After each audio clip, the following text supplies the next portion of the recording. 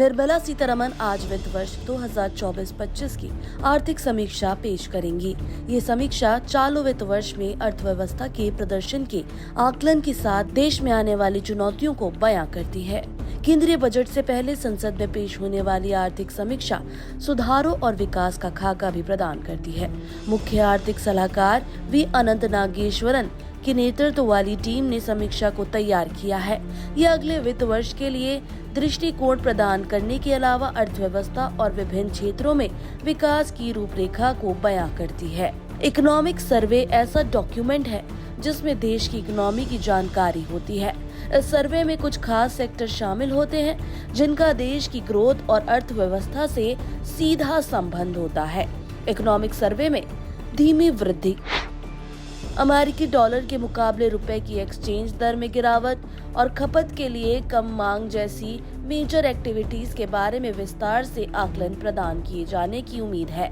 गरीबी उन्मूलन, education, climate change, infrastructure के विकास और वित्तीय क्षेत्र से संबंधित चुनौतियों को लेकर समीक्षा में प्राय नए और लीक से हटकर विचार किए जाते हैं। वित्त मंत्री शनिवार को नरेंद्र मोदी सरकार के तीसरे कार्यकाल का दूसरा बजट पेश करेंगी।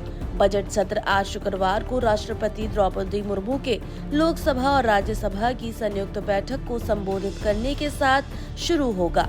सत्र का पहला भाग 13 फरवरी को समाप्त होगा और दूसरा भाग 10 मार्च को शुरू होगा और सत्र 4 अप्रैल को समाप्त होगा। डिपार्टमेंट ऑफ इकोनॉमिक अफेयर्स के economic division chief economic adviser की देखरेख में इकोनॉमिक सर्वे को तैयार करते हैं, जबकि वित्त मंत्री इसे संसद में रिलीज करती है। इकोनॉमिक सर्वे से देश की आर्थिक स्थिति का पता चलता है। ये एक तरह से पॉलिसी मेकर्स को गाइड भी करता है।